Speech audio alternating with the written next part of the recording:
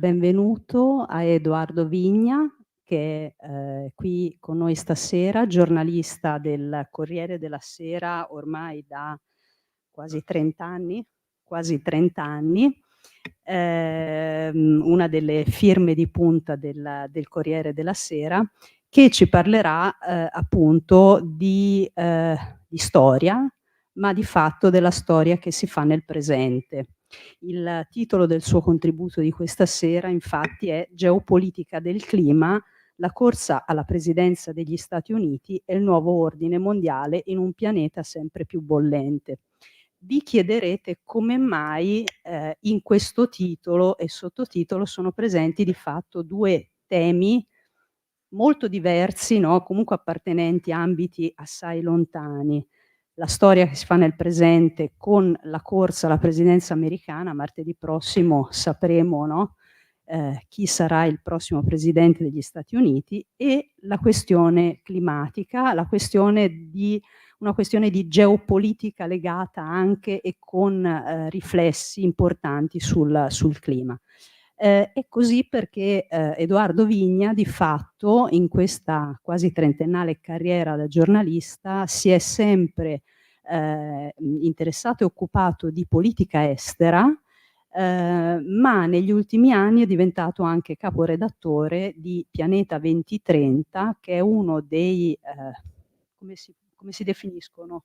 Sono inserti, ma di tutta Inserti del l'area del Corriere, giornale. ecco, volevo usare il termine giusto, che è l'inserto del Corriere della Sera specificatamente dedicato alle questioni appunto della sfida per la crisi climatica. È anche curatore di una sorta di, chiamiamolo festival, anche se ormai festival è una brutta parola, perché pare che l'Italia sia il paese con il più alto numero di festival al mondo, ma ha avuto un'edizione molto importante giusto questo autunno, a settembre? No, Giugno, in cui appunto è riuscito a portare importanti firme, scrittori, scienziati, climatologi, insomma a metterli in dialogo tra loro per provare ad affrontare le sfide del presente e del futuro da un punto di vista, diciamo, anche chiamiamolo interdisciplinare. Allora, giusto un'ultima parola ancora sul nostro relatore di questa sera. Come vi dicevo, giornalista a firma del Corriere della Sera, e titolare di Pianeta 2030. Ha scritto, tra i libri che ha scritto, ne ricordo alcuni. Ha lavorato con Marcello Bertolato, magistrato, con il quale ha scritto il libro Vendetta pubblica, il carcere in Italia, edito nel 2020, e fra gli altri libri firmati appunto da Vigna c'è Europa, la meglio gioventù, edito da Neri Pozza nel 2019, e oltre all'attività di giornalista e appunto di scrittore, insomma saggista, è anche tutor di giornalismo della scuola Walter Tobagi dell'Università degli Studi di Milano. Io sono molto grata, Edoardo, per essere qua questa sera e per offrirci diversi punti di vista, spunti di riflessione per quello che vedremo accadrà nei prossimi giorni e dal quale credo dipenderanno molte sorti di molte parti del mondo. Grazie. Grazie Barbara Guidi. Sono io che ti ringrazio e vi ringrazio di poter partecipare a questa serie di incontri che ha ormai una bella storia, una bella tradizione, quindi mi fa molto piacere essere qui con voi in questo bellissimo, tra l'altro, museo a cui sono molto anche affezionato. Mi è capitato di visitarlo e di scriverne in passato, per la verità, quando facevo anche tante altre cose. E mi piace molto il fatto di poter mettere con voi insieme i due filoni professionali della mia vita, perché appunto mi sono occupato di tanti anni di politica internazionale.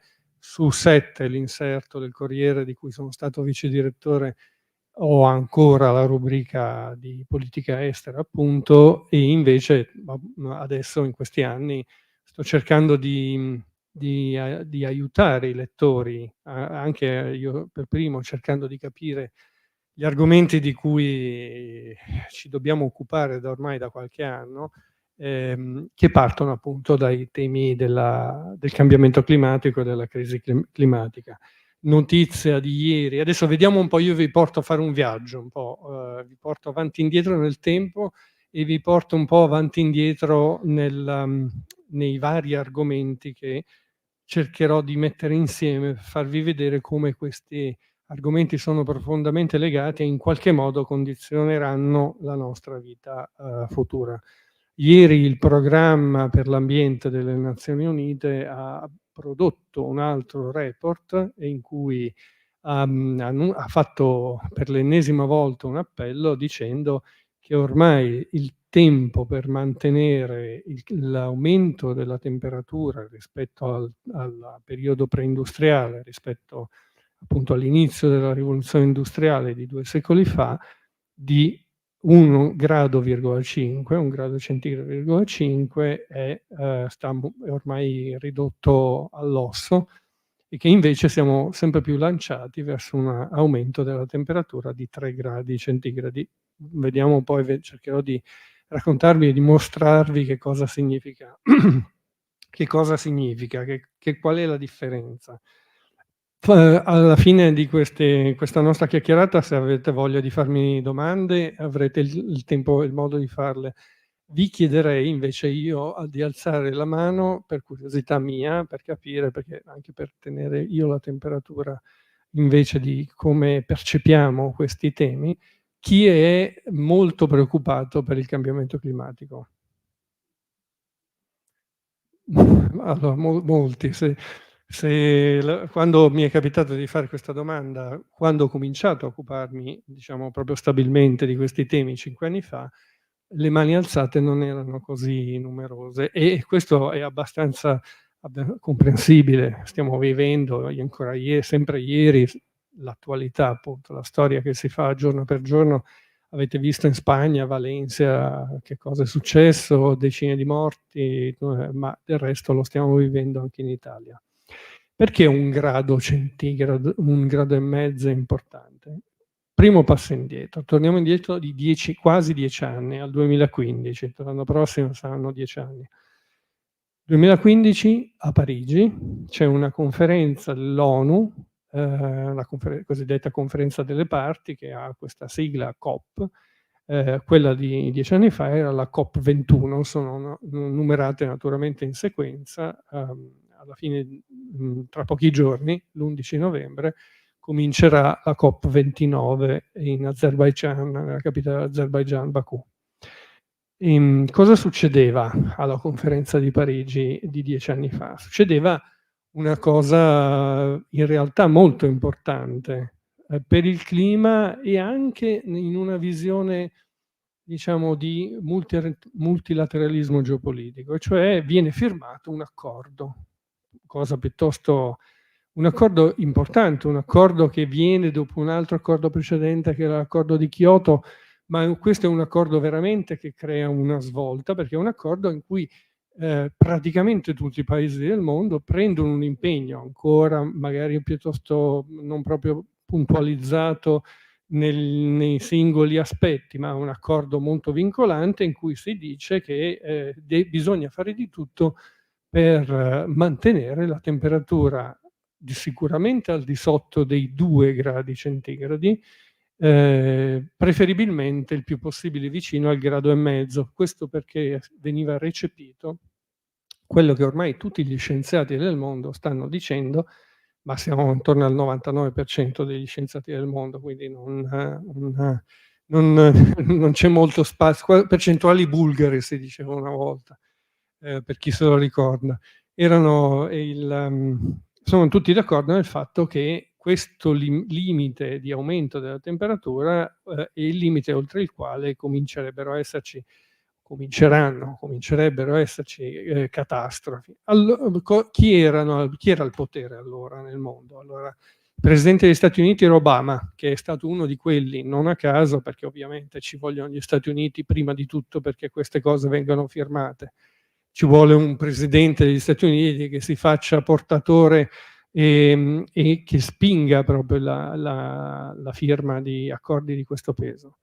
La cancelliera tedesca era Angela Merkel, il presidente francese era Hollande, il capo del governo italiano era Renzi, ehm, e il presidente invece della Cina era già Xi Jinping da un paio d'anni, e il presidente della Russia era il leader vero, insomma, in ogni aspetto della Russia era Putin. Quindi gli unici che resistono sono Xi Jinping e Putin. Abbiamo in realtà anche Sergio Mattarella, che era già presidente della Repubblica Italiana, quindi in qualche modo una continuità italiana ce l'abbiamo.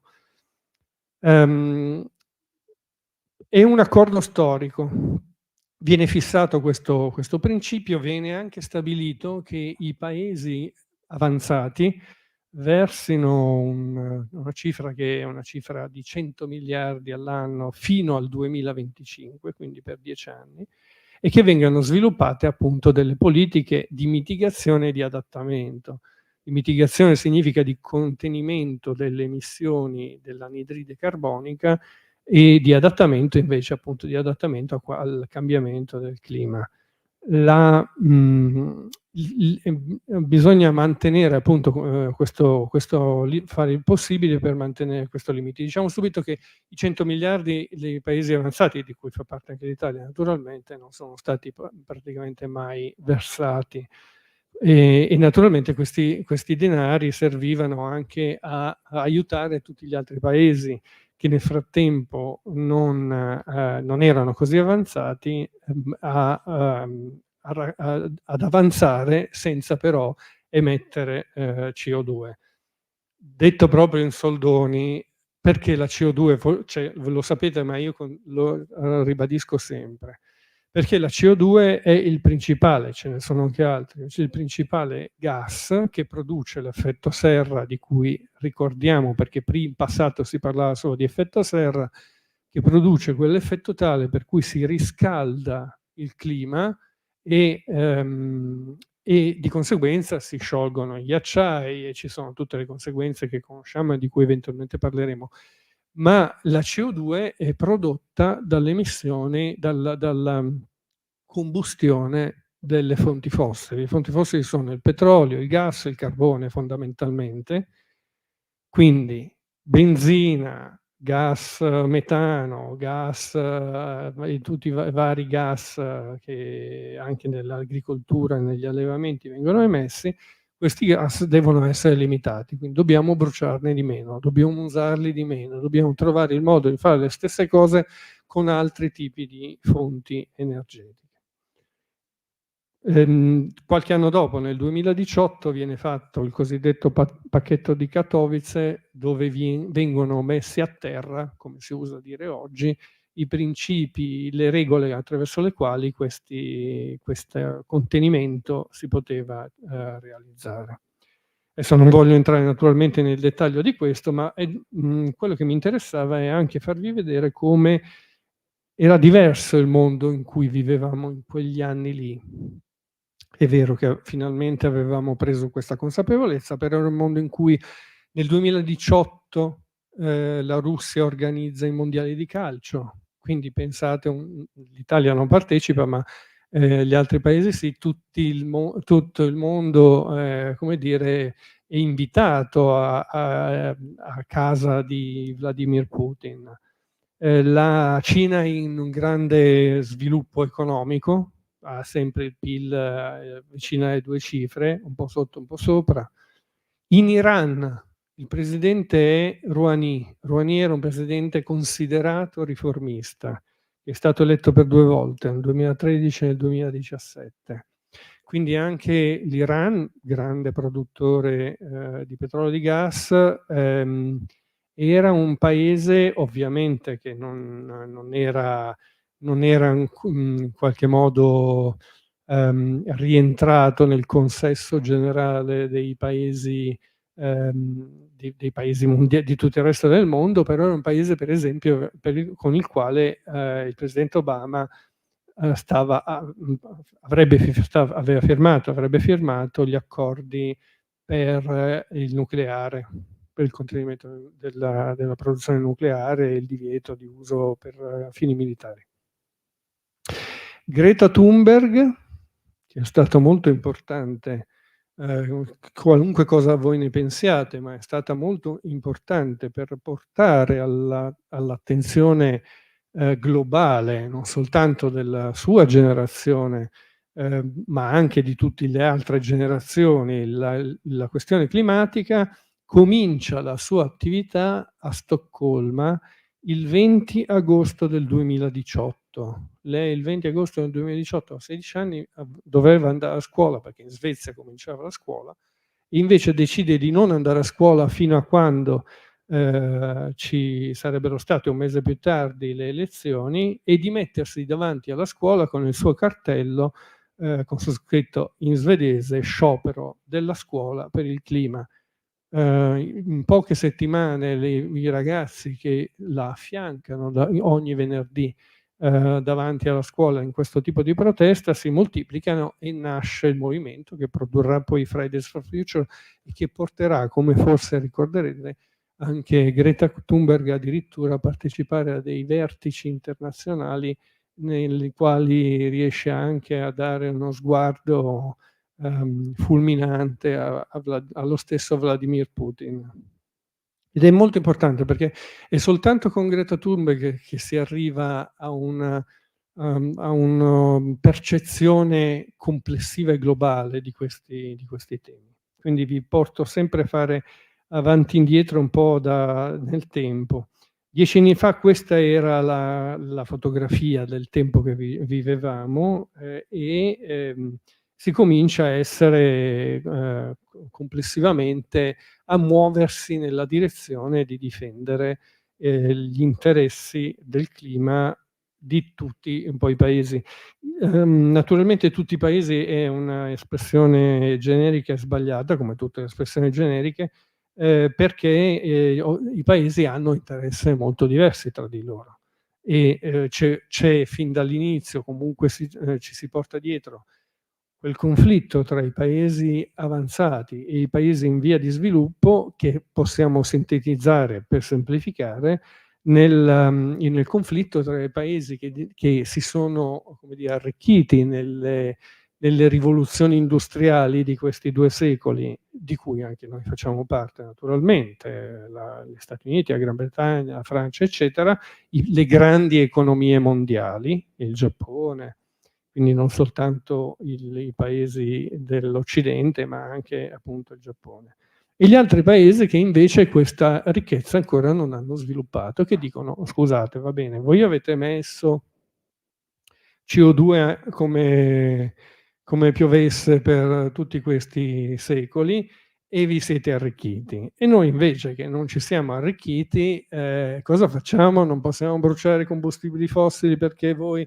No, facciamo così. E il dibattito è: o noi continuiamo a bruciare fonti fossili, oppure voi ci date quei fatidici 100 miliardi per aiutare la transizione energetica anche nostra, in modo tale che però continuiamo ad avere un certo livello di sviluppo. Non siamo ancora mai venuti fuori da questa contraddizione.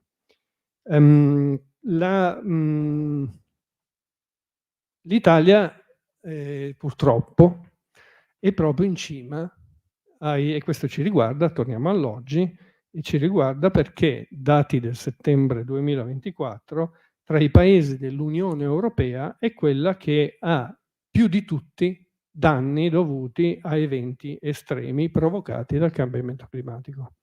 Anche tutte queste cose sono tutte cose scientificamente provate. Qualunque cosa dica Trump o i suoi epigoni, diciamo così, gli scienziati sono talmente concordi e continuano a produrre report, studi che confermano questo dato. Io mi sono segnato soltanto qualche numero.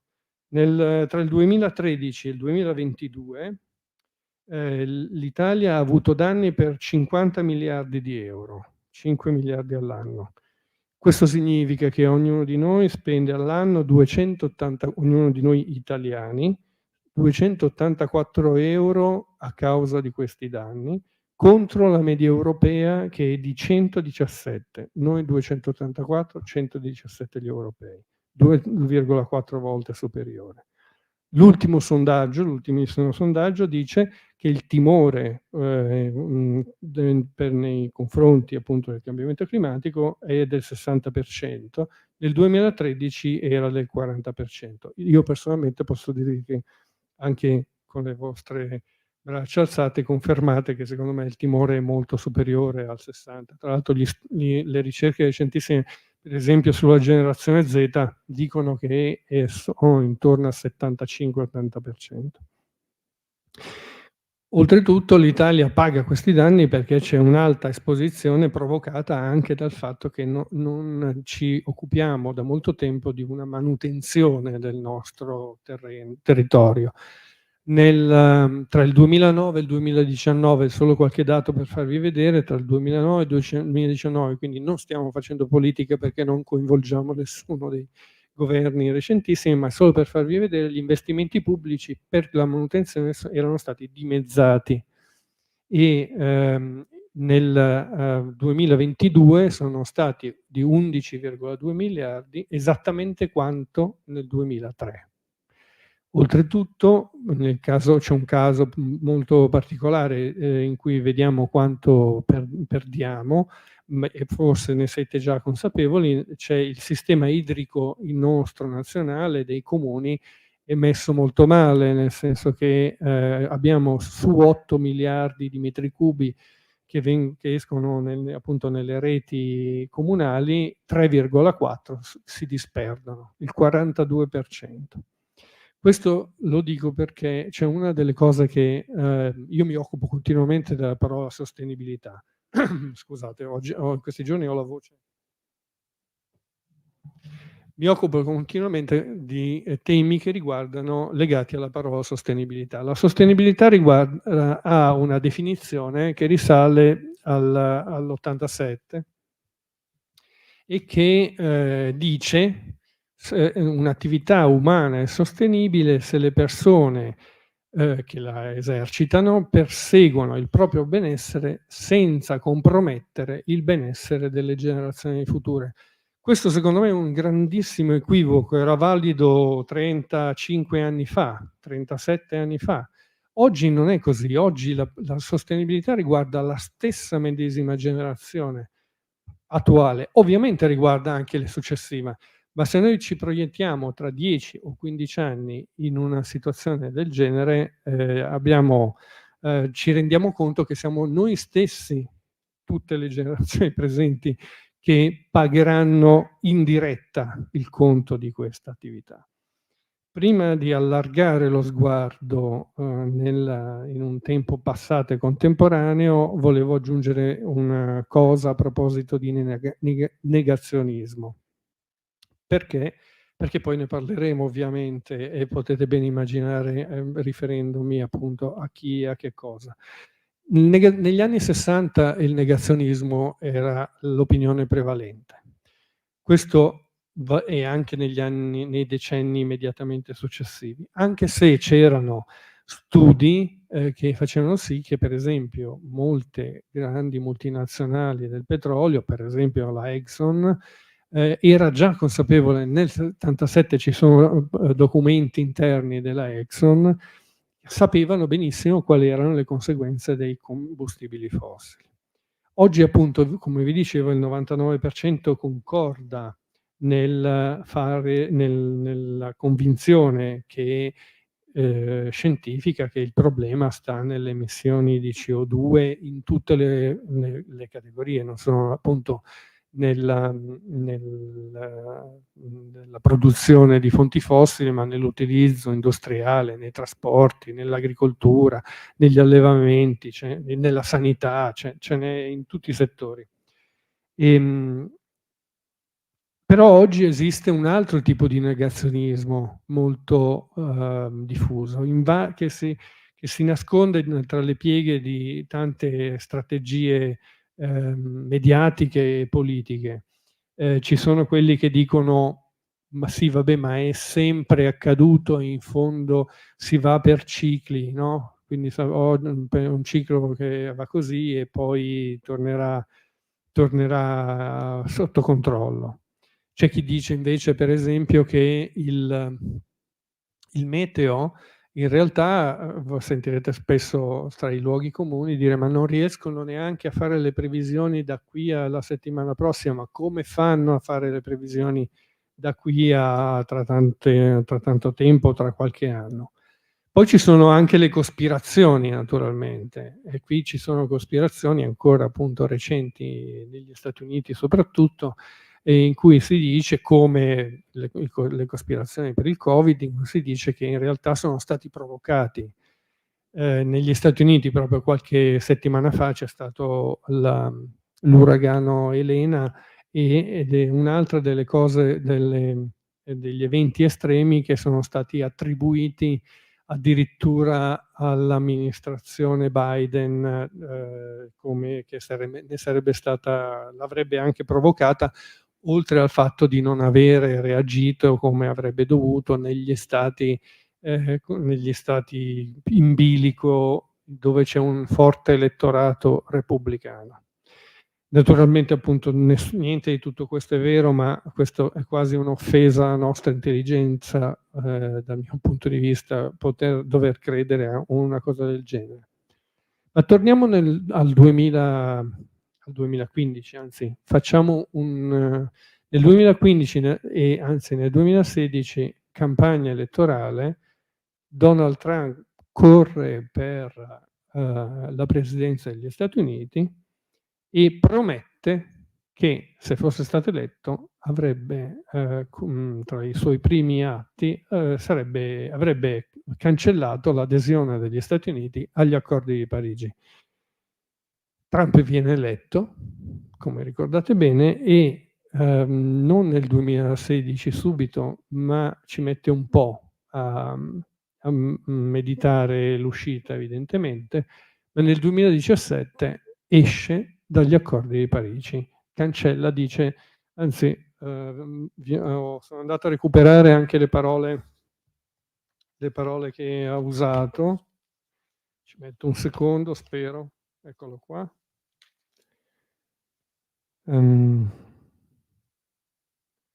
L'accordo di Parigi sul clima è semplicemente l'ultimo esempio di Washington che stipula un accordo che svantaggia gli Stati Uniti a esclusivo vantaggio di altri paesi, lasciando che i lavoratori americani, che amo, e i contribuenti ne assorbano il costo in termini di posti di lavoro persi, salari più bassi, fabbriche chiuse e una produzione economica notevolmente ridotta.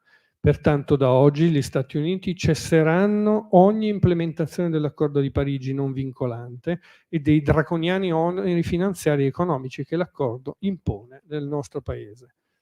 E poi fa una serie di esempi dicendo, secondo, c'è uno studio, presenta uno studio che dice che secondo questo studio entro il 2040 il rispetto degli impegni presi da Obama ridurrebbe la produzione nei seguenti settori: carta in calo del 12%, cemento in calo del 23%, ferro e acciaio in calo del 38%, carbone, e mi capita di amare i minatori di carbone, perché Trump ama tantissime persone, in calo dell'86%, gas naturale in calo del 31%.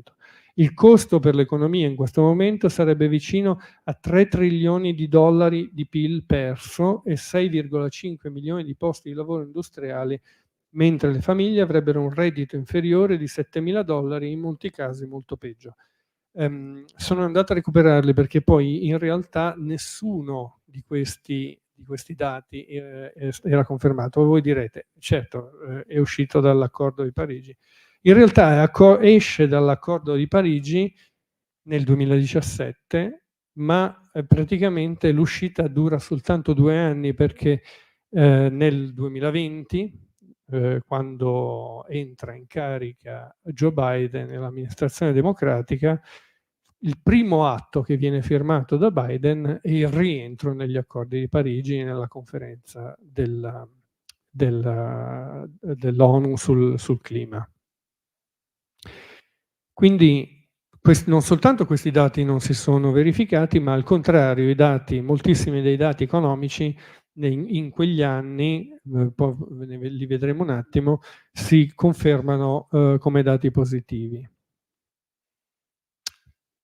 Questo non significa però che il clima non vada avanti nelle conseguenze negative che ha provocato e che sta provocando. Nel giugno del 2019 il segretario generale dell'ONU, Guterres, posa per la copertina di Time, non so se magari qualcuno lo ricorderà, una bellissima foto in cui lui vestito con la grisaglia e nel mare di una delle isole, credo in Polinesia, e con i pantaloni arrotolati e senza scarpe e senza calze, per far vedere appunto l'innalzamento del livello del mare. Ma in questi anni, tra le varie, adesso le conseguenze le abbiamo viste tantissime, ma tra quelle più gravi, quelle considerate oggi più gravi, come esempi ci sono lo sbiancamento delle barriere coralline australiane, ce ne sono stati 5 negli 8 anni. Sbiancamento significa che l'organismo muore e non si riesce appunto a rifarsi, si fanno parzialmente altrove e continua a essersi sbiancato. E l'Amazzonia, naturalmente. L'Amazzonia, naturalmente, state vedendo in questo periodo c'è una siccità fortissima, praticamente parti dei fiumi sono asciutti, ci sono le navi che sono le imbarcazioni varie che sono praticamente in mezzo alla sabbia, che non si muovono più. Nel 2021 Biden riporta subito, entra in carica e rientra negli accordi, ma ci sono due grandi eventi che sono importanti, che sono accaduti da allora, e che sono due eventi geopolitici che stanno cambiando l'asse geopolitico, ma anche l'asse delle politiche del clima. E questi sono anche ovvi da un certo punto di vista.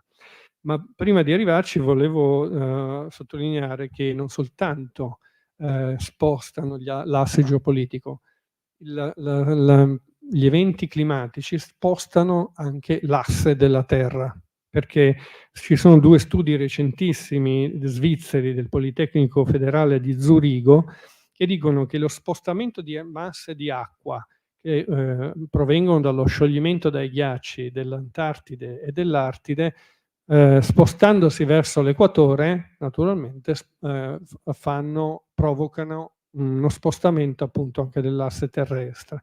E un po' quelli che cercano di spiegarlo, e io un po' l'ho capito così, è un po' come una pattinatrice che ruota velocissimamente, la Terra naturalmente, intorno a se stessa, tenendo le braccia sollevate e dritte verso l'alto, e naturalmente a una certa velocità. Se allarga le braccia, questa velocità rallenta, ed è questo allargamento che si è verificato e che naturalmente è infinitesimale, ma non è così infinitesimale da non avere conseguenze.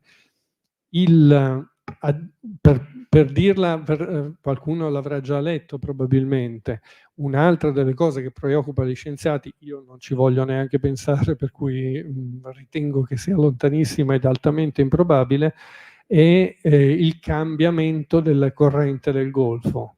Tra lo scioglimento e lo spostamento di masse d'acqua fredde e di masse d'acqua calde, potrebbe provocare in futuro anche un cambio nell'ordine delle correnti, in particolar modo la corrente del Golfo, che voi sapete bene essere anche la ragione di un clima mite che riguarda alcune parti della Terra, compreso il nostro Occidente. Le due cause, le due grandi cambiamenti che appunto hanno cambiato la situazione generale, ovviamente sono l'invasione dell'Ucraina e quello che sta accadendo in Medio Oriente. L'invasione ucraina non soltanto ha delle conseguenze perché la guerra provoca grandi emissioni di CO2, ma nulla in confronto ai dati globali, ma perché provoca un cambiamento nelle alleanze, e qui sì, negli equilibri geopolitici mondiali, che sono cambiamenti importantissimi e che riguardano anche le emissioni, le fonti di energia e la distribuzione di queste fonti di energia nello scacchiere mondiale. Come prima conseguenza la guerra in Ucraina ha provocato anche il fatto che i paesi occidentali, in primo luogo, e l'Italia fra questi, ha cambiato il quadro delle forniture e ha cominciato a comprare gas da altri paesi che non fossero la Russia, quindi l'Algeria, la Libia, altri paesi africani. O gas liquido. Gli Stati Uniti sono diventati in questi ultimi anni tra i principali produttori di gas naturale liquefatto e lo vendono anche a prezzi molto vantaggiosi per gli Stati Uniti verso l'Europa. Tant'è vero che Trump, tra le varie politiche che ha preso in considerazione e che avrebbe quasi annunciato, c'è quello di alzare i prezzi o di usare questo gas naturale liquefatto come moneta di scambio per evitare di mettere dazi su altri prodotti occidentali, europei in particolare. L'altra cosa che però ha provocato, al di là del fatto appunto che noi abbiamo moltiplicato l'uso delle rinnovabili, noi attualmente per la produzione di energia elettrica siamo arrivati al 42,5%, sono dati l'altro giorno, di produzione attraverso fonti rinnovabili, idroelettrico, solare, eolico, geotermico. Quindi da un certo punto di vista noi possiamo dire ci ha messo in una certa direzione. Dall'altro però guardando appunto il quadro geopolitico complessivo, cosa è successo? Che tutti i paesi occidentali si sono allontanati dalla Russia, con la quale avevamo un rapporto invece strettissimo.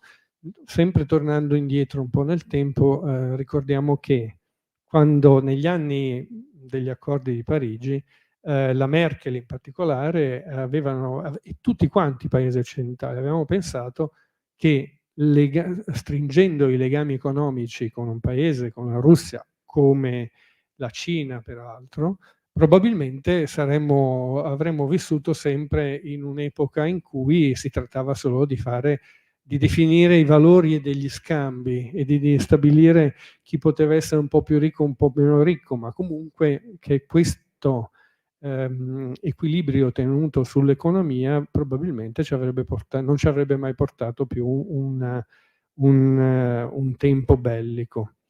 Non è stato così, ovviamente, e questo ha provocato appunto che i paesi occidentali abbiano preso posizione contro la Russia, ma non è stato così per gli altri, perché la Cina è diventata una dei principali acquirenti del gas e del petrolio russo, del gas in modo particolare, perché l'India è uno dei principali acquirenti di carbone e di altre fonti fossili dalla Russia.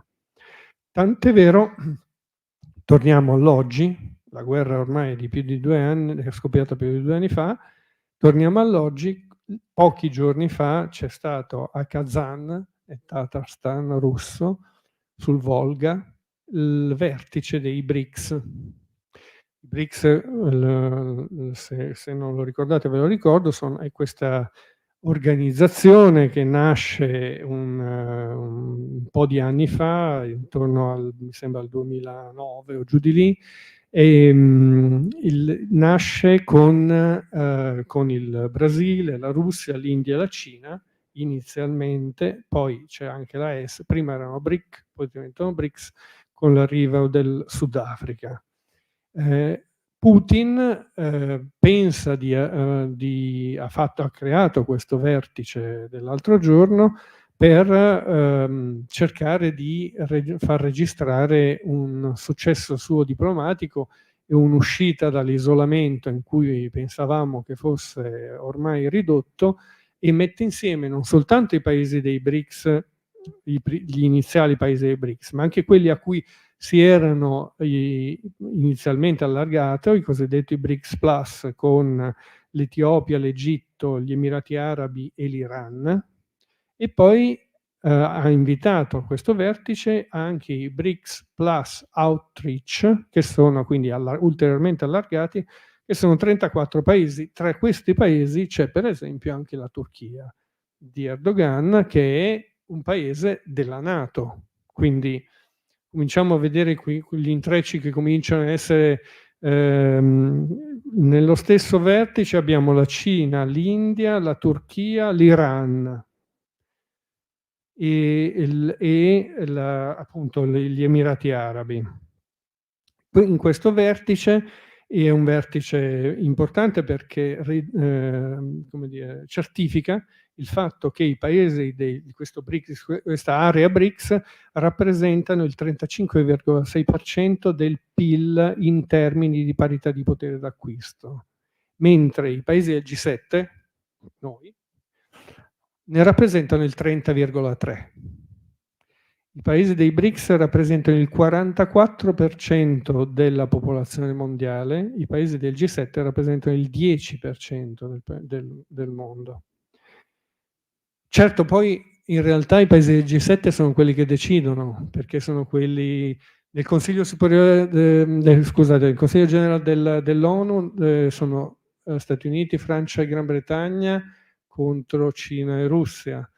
Nella Banca Mondiale di fatto conta soltanto gli Stati Uniti, ma insomma diciamo che contano soprattutto i paesi del G7. Nel Fondo Monetario contano soprattutto i paesi del G7.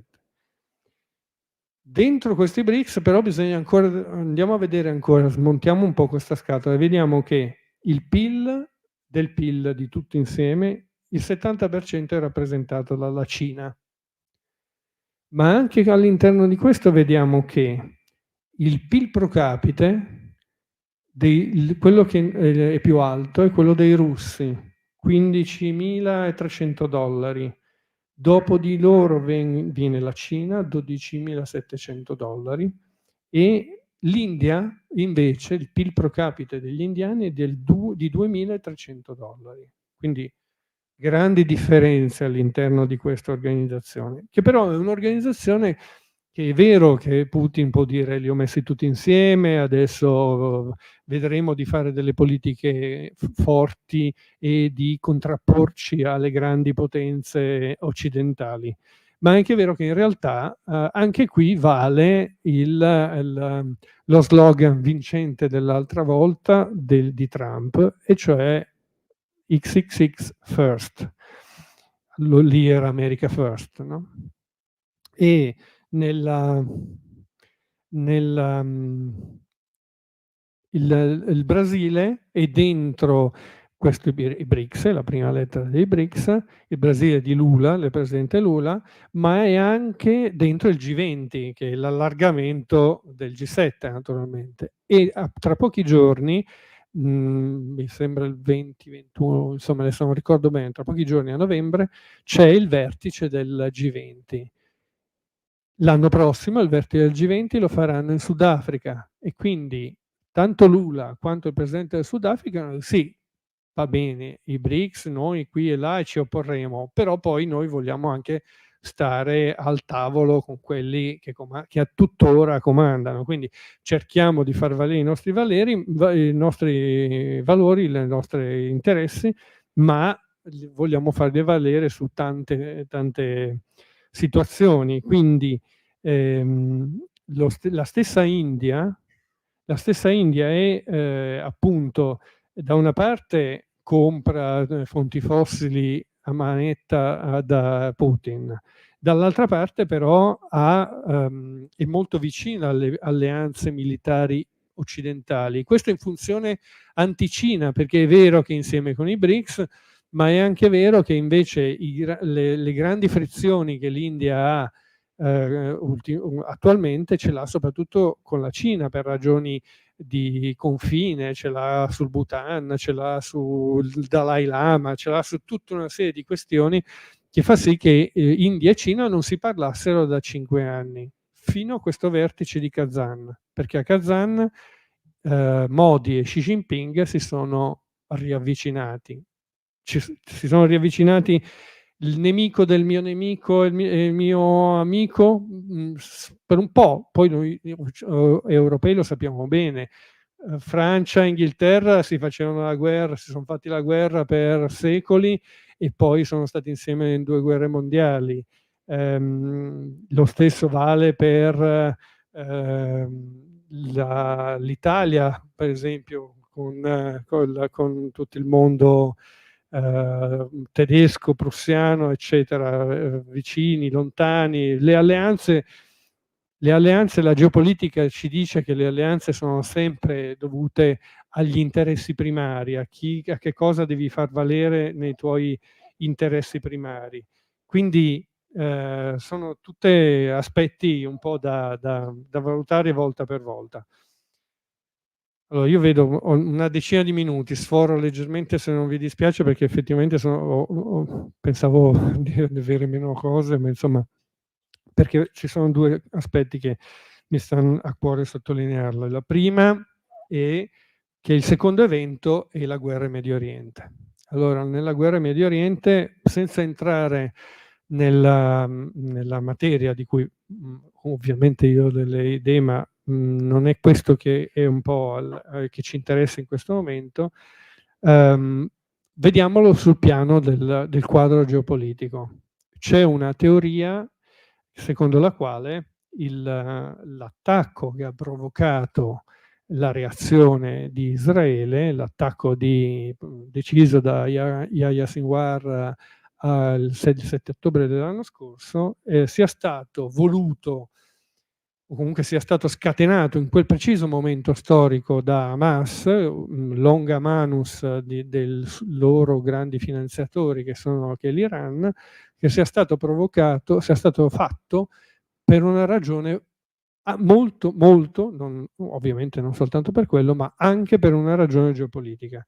Questo attacco è stata una mossa strategica, uno scaccomatto, perché nella sua modalità abominevole e nel suo orrore era indirizzato a provocare una reazione che ha avuto una reazione abominevole e orribile da parte di chi sta diciamo, uccidendo diciamo, una popolazione enorme a Gaza. Ma al tempo stesso è stata una provocazione a cui non poteva non esserci risposta, perché in quel momento stava per essere concluso un riavvicinamento molto pericoloso per l'Iran. Ci sono nel 2020, nell'agosto del 2020, sono stati firmati gli accordi di Abramo, che gli accordi di Abramo, presidente degli Stati Uniti era Trump, gli accordi sono stati firmati tra Israele, Emirati Arabi, Stati Uniti. Israele, premier Bibi Netanyahu, presidente degli Stati Uniti Donald Trump e gli Emirati Arabi, ovviamente ci sono l'Emiro di Abu Dhabi e l'Emiro di Dubai. Poi è stato esteso al Bahrain e poi al Marocco.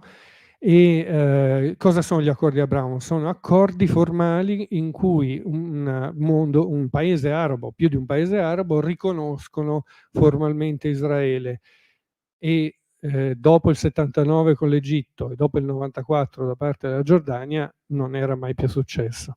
Questo accordo stava per essere, a quanto pare, firmato anche dall'Arabia Saudita. Cosa significava dall'Arabia Saudita? Significava che si portava dietro, naturalmente, si sarebbe portati dietro anche altri paesi arabi.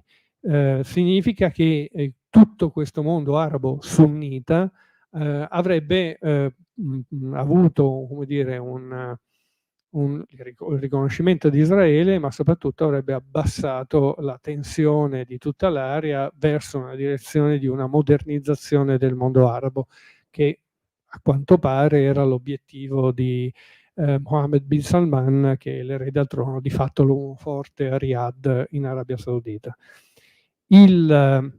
Questi accordi che avrebbero isolato l'Iran sciita in tutta l'area, e quindi naturalmente, se è vero anche questa interpretazione, e ci sono molte ragioni per pensare che effettivamente una sua ragione l'ha avuta, questo attacco e la reazione hanno fatto saltare questo riavvicinamento. Anche se è vero che l'altro giorno l'Arabia Saudita, l'altro giorno intendo dire proprio l'altro giorno, l'Arabia Saudita ha reagito con un comunicato all'attacco degli aerei israeliani in Iran, con un comunicato laconico in cui dicevano semplicemente, senza neanche nominare mai Israele, in cui condannavano la violazione del territorio nazionale da parte di.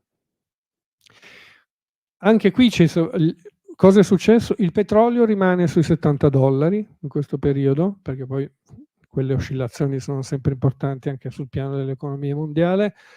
Significa che però l'Arabia Saudita, che si stava riavvicinando appunto al mondo occidentale, a Israele naturalmente, ma anche appunto a tutta l'area, a un certo tipo di area, si è di nuovo staccato, e quindi anche nelle relazioni poi con la Russia, con la Cina, anche in questo c'è stato un ulteriore appunto riavvicinamento del mondo arabo alla Cina. Come vedete, quindi giriamo intorno agli argomenti della geopolitica, ma tutti questi argomenti hanno poi delle conseguenze dirette sul piano dell'economia, del commercio dei combustibili fossili. Vediamo allora, visto che abbiamo ancora 5 minuti, ci tenevo a fare arrivare a quello che succederà tra pochi giorni e che Barbaro giustamente ricordava. Allora, la prima è le elezioni americane, perché ce ne sono due in realtà. La prima sono le elezioni americane. Le elezioni americane, i due contendenti hanno due posizioni profondamente diverse. Adesso, al di là dell'essere, come dire, noi probabilmente in Italia pochi voterebbero Trump. In America sicuramente una metà di quelli che andranno a votare voteranno Trump. Che poi vinca o perda, nessuno veramente può dirlo. 2 giorni fa i sondaggi davano in crescita Trump, l'ultimo sondaggio che ho visto 2 ore fa dice che invece Kamala Harris è invece molto, molto più avanti di quello che si può pensare. È assolutamente improbabile oggi fare una previsione, però le loro posizioni su tante cose cambieranno il mondo, chiunque di loro vinca, perché sulla guerra in Ucraina, in Medio Oriente, in questi giorni si sta discutendo di tregue più corte, più lunghe, eccetera, e comunque tutti stanno aspettando. Nulla verrà deciso finché non ci sarà un nuovo presidente, perché Bibi Netanyahu, che è molto vicino a Donald Trump, sta giocando una partita cercando di arrivare a un'elezione eventuale possibile di Trump per poter trarre una serie di vantaggi. Quello che sappiamo però è che nel momento in cui andranno al potere, andranno o torneranno alla Casa Bianca, cambierà molto la politica climatica, e con tutto ciò che si porta dietro. Perché la Harris è stata vicepresidente di un presidente che ha sposato le politiche della COP, delle conferenze COP dell'ONU, che la Harris ha promesso in campagna elettorale $3 miliardi al Fondo Verde per il Clima, che è il fondo che viene prodotto dalla COP, appunto, che è stato creato dalla COP. perché è convinta che la leadership degli Stati Uniti sul clima è una leadership, è convinta che ci sia necessaria e che è una leadership che si porterà dietro anche altri paesi. Perché la presidenza democratica è quella che ha firmato una serie di leggi che vanno sotto il nome di Inflation Reduction Act, che è quella che ha portato a fare investimenti verdi, a prendere impegni per detassazioni, crediti d'imposta con 3 milioni e mezzo di famiglie di americani, perché hanno creato posti di lavoro naturalmente e soprattutto hanno messo una serie di vincoli burocratici per l'estrazione di nuove di creare nuove fonti petrolifere, anche se sotto la presidenza Biden gli Stati Uniti sono diventati il primo produttore di petrolio al mondo. Quindi hanno impedito di estrarre in alcune zone tutelate, ma non hanno comunque l'estrazione è anche ulteriormente aumentata. Secondo uno studio indipendente, se si continuerà con questo tipo di investimenti, quelli promessi dalla Harris, l'economia il PIL degli Stati Uniti crescerà di molti soldi, quasi 500 miliardi di dollari entro il 2030 e addirittura 730 entro il 2050. E al contrario, naturalmente, nelle politiche di Trump, che vediamo tra un secondo, i risultati non sarebbero altrettanto efficaci. Dal punto di vista delle promesse, però, Kamala Harris ha detto, per esempio, con un certo realismo, ha detto che non si oppone più all'estrazione con il fracking, che è questa tecnica in cui che va a spaccare i giacimenti, che è molto devastante, ma si è resa conto che in cosiddetti swinging states, quelli che sono in bilico, tra cui la Pennsylvania, il fracking è una delle cose che è considerata importante, e quindi con molto realismo politico ha detto viene prima questo rispetto al clima. Però dall'altra parte, per esempio, invece ha promesso che passerà ai trasporti elettrici tutte le flotte delle amministrazioni pubbliche americane, che tutti gli edifici federali dovranno essere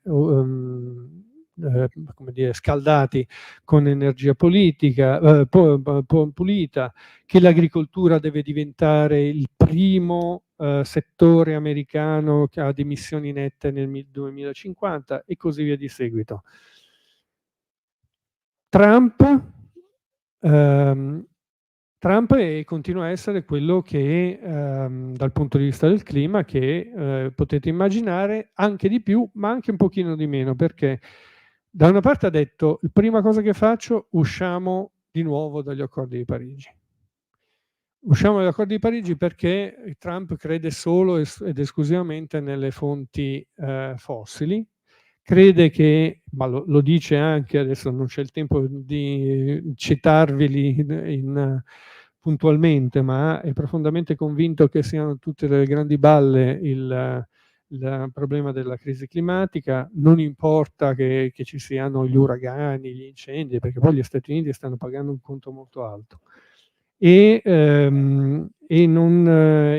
dall'altra parte vuole invece smantellare l'Inflation Reduction Act, perché quindi, per esempio, c'è una cosa di questa serie di leggi che è legata all'eolico offshore. Biden ha puntato tantissimo sull'eolico offshore e lui invece l'eolico offshore gli sta particolarmente antipatico e dice che anche quello lo smantellerà rapidamente. Non tutto può essere smantellato di ciò che è stato fatto, perché una parte deve essere smantellato con il permesso del Congresso e lì dipende se anche lui avrà tutta la maggioranza del Congresso. Dall'altra parte invece molti degli stati americani hanno avuto benefici dalle leggi dell'amministrazione democratica di questi 4 anni e quindi gli stessi stati americani si sottrarrebbero a questo tipo di riduzione di benefici che ci sono stati. Però per esempio vuole cancellare il National Oceanic and Atmospheric Administration, che la cui sigla è NOAA, 2A, NOAA, che è quella che ha responsabile delle previsioni meteorologiche, compresa l'allerta meteo per tutti i vari uragani, eccetera, perché anche quello non pensa che sia in realtà il risultato diciamo, di un complottismo del cambiamento climatico. C'è una cosa invece però su cui ha cambiato idea, e cioè le auto verdi. E la ragione è intuitiva, perché anche lui naturalmente ha bisogno dei finanziamenti. Avendo avuto i finanziamenti di Elon Musk, l'ha detto proprio chiaramente, ha detto io, aspettate, volevo citarvelo perché lo trovo talmente diretto che dunque non lo trovo più. Comunque fa niente, dice il mio amico Trump dice che fanno bene, ma va bene, se ci sono anche le auto elettriche va bene, in fin l'importante è che ci siano anche le ibride, l'importante è che ci siano anche ancora quelle a benzina. Insomma, tutti avremo le macchine che vorremmo avere senza grandi problemi. Allora, noi l'ultimo evento è la COP29 in Azerbaigian, appunto alla fine di questo mese. Alla fine di questo mese la COP sarà con comunque un nuovo presidente americano.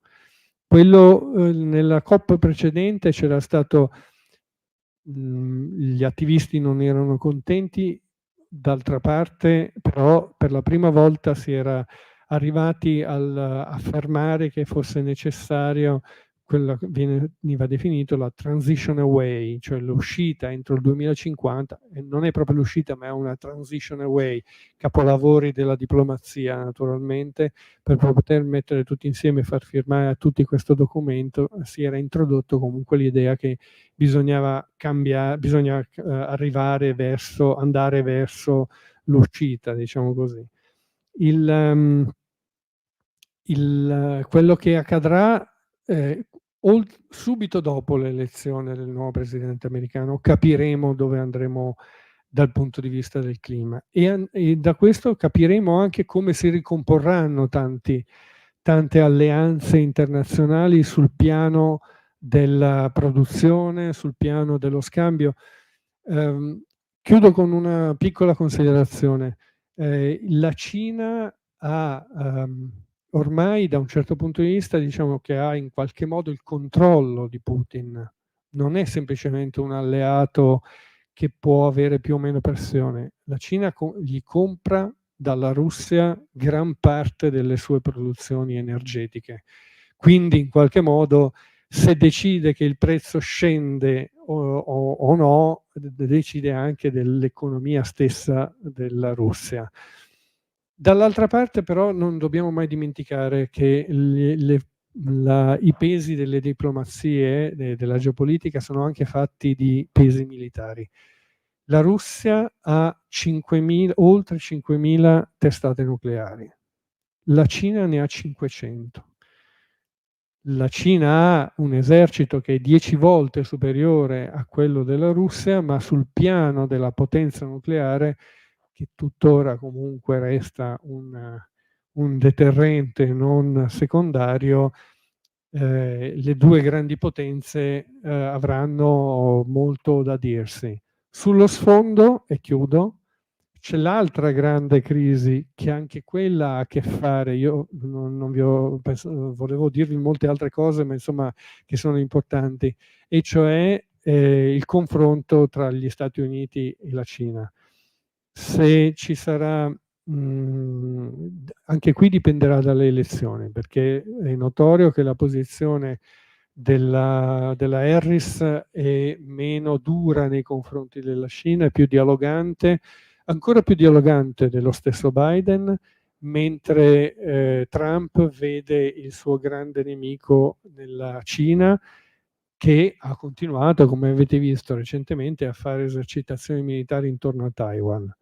E comunque, sempre per tornare all'aspetto climatico, c'è un tema di forniture che non sono soltanto di fonti, ma sono anche di tutte le strumentazioni e le materie necessarie a produrre fonti rinnovabili, che come sapete sono per gran parte in questo momento nelle mani della Cina e che quindi anche da questo punto di vista ci permettono di vedere come il quadro sia complicato e anche da questo punto di vista ci costringe a fare i conti con una pianificazione o una progettazione del nostro futuro che deve accadere, ma non può non tener conto di tutte queste considerazioni.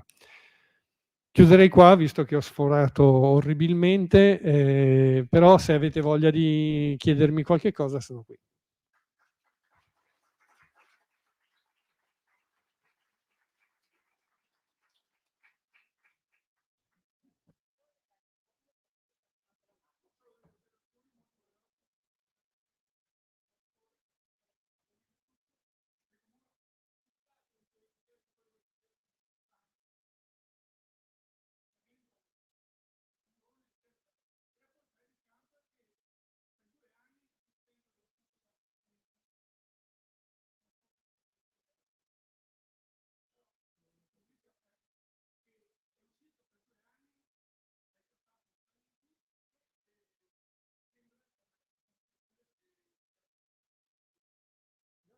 In realtà no, io ho detto che per 2 anni, anzi ho detto proprio il contrario, cioè che è uscito solo per 2 anni. Ho detto solo che è uscito solo per 2 anni, che quindi è impossibile attribuire tutto quello che avviene a no, non credo che la colpa non sia di Trump.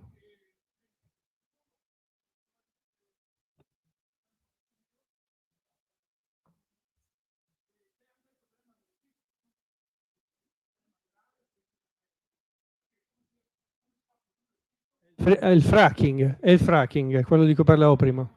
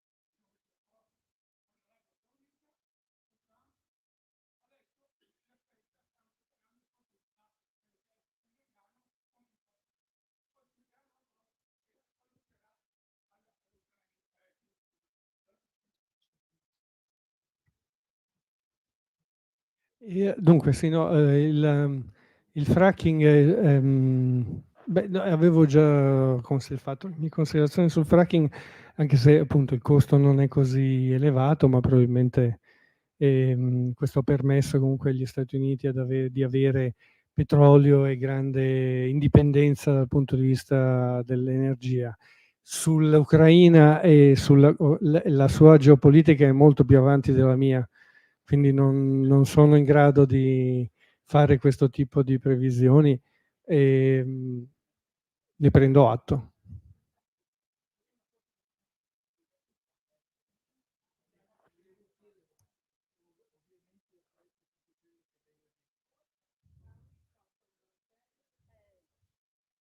No.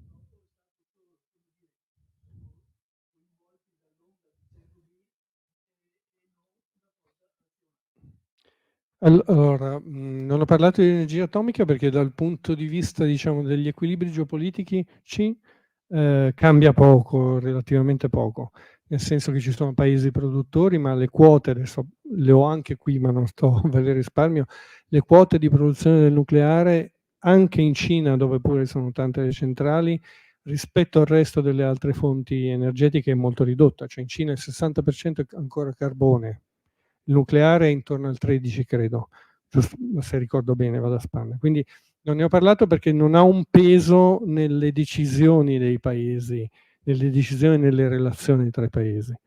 E sul piano della decisione non lo so, nel senso che è una decisione che ha preso un referendum, quindi è difficile dire è stato giusto o sbagliato. Sul piano è andata così. Se pensa però che la Germania ha appena chiuso le ultime centrali nucleari ed è uscito dal nucleare, ha fatto bene, ha fatto male, anche questo è da vedere. Detto tutto questo, oggi, come se lei sa bene, si è ricominciato a parlare di nucleare anche molto energicamente, anche il nostro ministero sta facendo, ha creato le condizioni per fare la commissione, per fare tutte le valutazioni. Si sta ragionando su queste mini centrali di nuova generazione, che sono centrali praticamente piccole, che potrebbero servire addirittura per delle grandi industrie, limitatamente appunto, non so, quelle appunto che hanno alte produzioni, hanno bisogno di tanta energia, però stiamo parlando di centrali che operativamente potranno cominciare, quando anche le facessero adesso, tra il 2030 e il 2035. Quindi non stiamo parlando di soluzioni che possono riguardarci nell'immediato. Vedremo come andrà, come si svilupperà tutto quanto. Prego.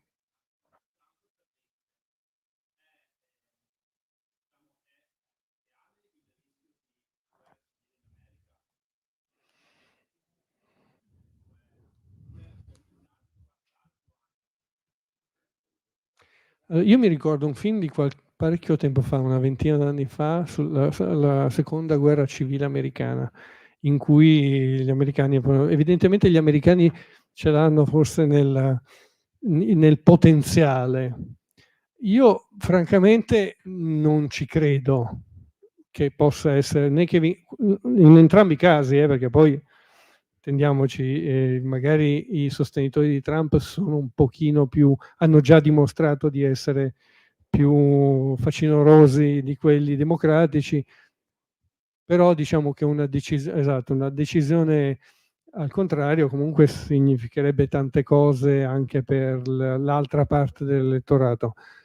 Io personalmente non ci credo, perché credo che una democrazia come quella abbia comunque, anche in una situazione così estremamente polarizzata, abbia comunque gli anticorpi, come si usa dire in questi casi, per cercare di riportare a una convivenza civile.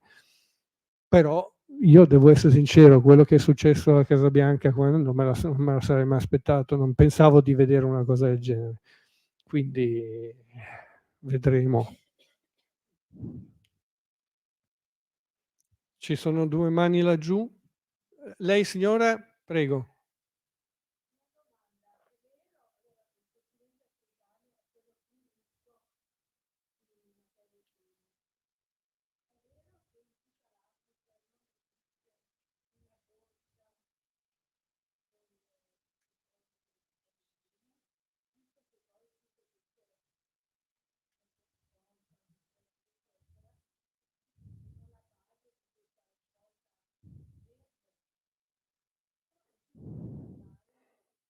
Sì, perché non c'è, in realtà no, ci sono ovviamente borse varie nei vari paesi, dove ma molti per esempio di queste materie prime a cui lei fa riferimento, materie rare, ce ne sono di vario genere di cui non ricordo mai i nomi perché sono nomi assolutamente, sembrano da fantascienza, e sono moltissime. Adesso ricordo che qualcuno mi ha detto recentemente, ma mi ero ripromesso di verificarlo, che il 70% di questi materiali ormai appartengono a miniere o contratti oppure terreni di proprietà che possono essere fatti risalire a Pechino.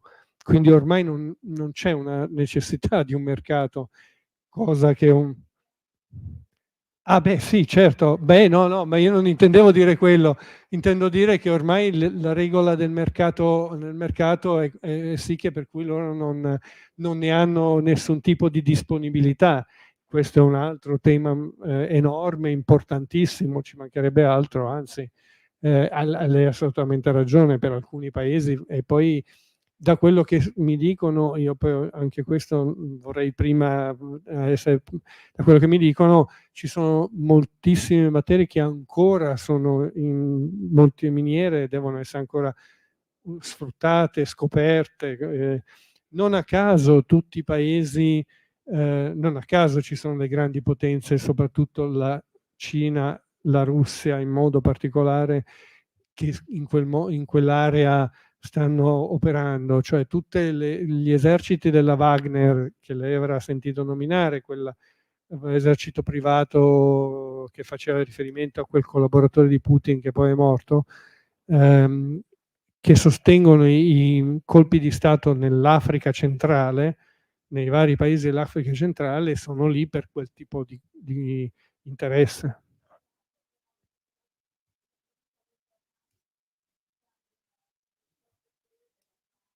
Assolutamente sì, assolutamente no. Beh, noi abbiamo avuto un secolo, cioè noi fino alla fine della seconda guerra mondiale c'era il colonialismo europeo, quindi non 400 anni fa.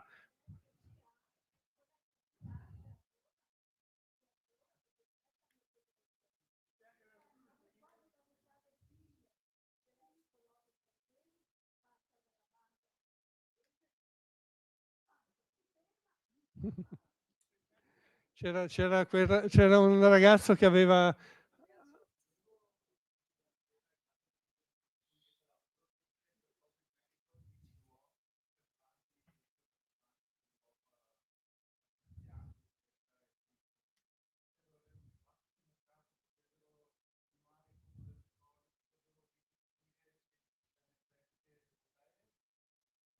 Allora, per quello che penso io, se stiamo parlando sempre di voci che hanno, questa è la mia opinione, che hanno un peso percentuale limitato. Oggi si usa una delle parole che viene usato spesso, è disruptive. Non sono da considerare delle soluzioni disruptive in grado di stravolgere, trasformare quel tipo di mercato. Sono delle possibili soluzioni, diciamo, di nicchia o un po' più che di nicchia dal mio punto di vista, ma non in grado di fare quello che diceva lei. Allora grazie a voi. Grazie Edoardo. La cosa disarmante è la totale assenza dell'Europa in tutto questo.